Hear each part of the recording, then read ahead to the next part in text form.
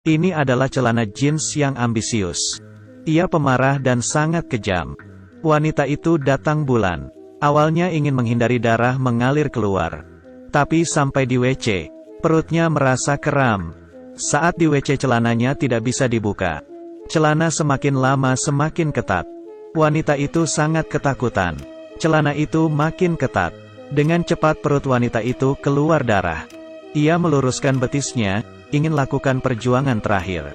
Tapi itu tidak membantu, malah bergenangan darah. Celana itu keluaran terbaru dari perusahaan CCC. Besok akan dirilis. Ia elastis, bisa mengikuti dan pas di tubuh. Tidak peduli kamu kurus atau gendut akan cantik dipakai. Menggunakan kapas terbaik di India. Tetapi dibanding dengan kapas kami, hanya kurang sedikit. Perusahaan CCC membuat iklan besar. Besok mereka akan mulai merilis penjualan. Waktu samaan, celana sedang membersihkan darah di toilet. Manajer sadar ada satu pegawai tidak ada. Ia akan cek ke WC. Terdengar suara teriakannya, tapi tidak ada orang. Ia melihat celana. Ada satu kotak logo di celana berubah jadi warna merah. Jika semuanya jadi merah akan jadi apa? Tangannya yang pegang celana membuat wanita itu seperti dihipnotis. Ia mulai melepaskan celananya, mengambil celana itu dan meregangkan kaki dipakai. Saat ia masuk satu kakinya lagi, mengontrol wanita, jadi tidak seimbang dan loncat-loncat. Ia mendorong manajer menabrak gantungan. Satu kotak logo berubah jadi merah. Manajer sudah nunggu setengah hari, tapi mereka tidak kembali. Menyuruh salah satu pegawai, Ana mencari. Ana masuk ke WC. Sudah cari, tapi tidak ketemu. Rambut di lantai mencuri perhatiannya. Ia pelan-pelan dekati itu.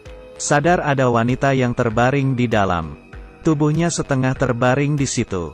Ana melapor ke manajer. Ia tidak melihat kejadian ini. Dan bingung. Tapi ia tidak melapor. Karena besok perusahaan CCC akan dirilis. Jika hal ini tersebar, maka rencana promosi akan hancur.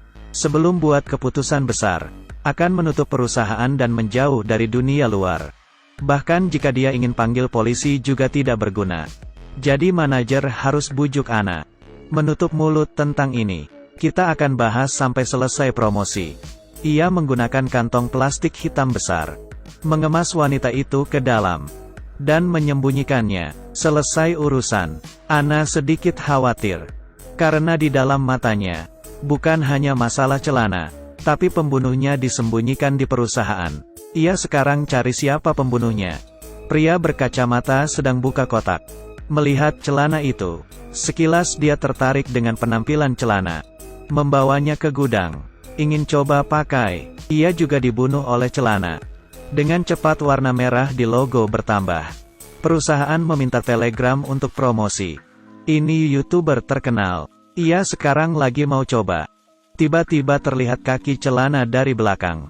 Menyentuh bahunya. Celana itu tampil. Kameran terkejut. Dikira itu cara propaganda perusahaan CCC. Beberapa detik kemudian, celana mengikat lehernya. Wanita itu langsung mati. Setelah 4 kotak di logo menjadi merah. Dan menerkam semua orang. Semua jadi kacau. Di sisi lain, manajer sadar pria kacamata yang terbunuh itu.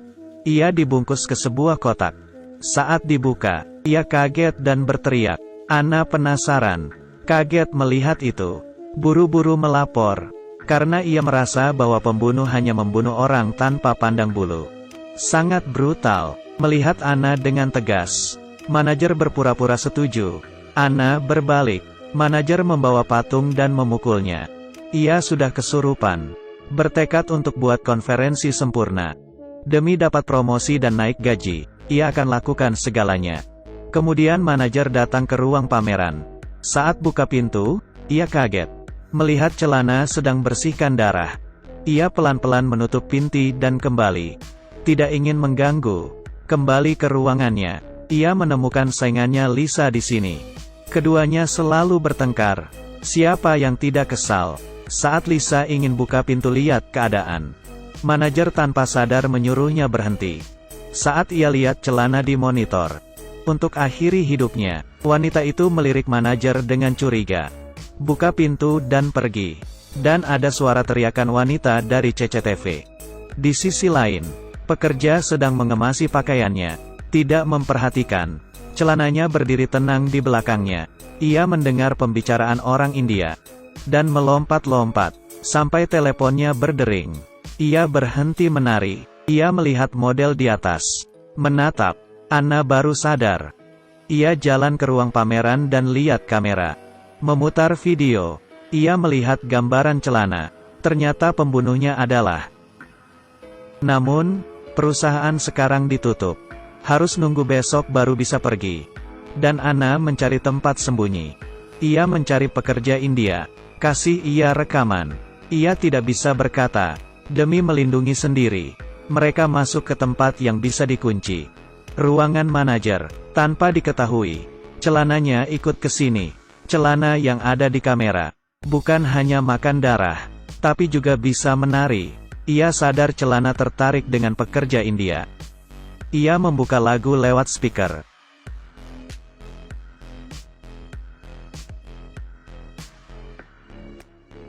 Celana sama sekali tidak hiraukan. Pintu terus digetok. Saat pekerja India bicara, celana baru hiraukan. Ia menulis di tembok. Ternyata ia bukan celana. Tapi ada seorang anak India ambil kapas. Perusahaan CCC adalah perusahaan tidak bagus. Jadi saat bekerja, karena tidak ada keamanan, di mesin kapas.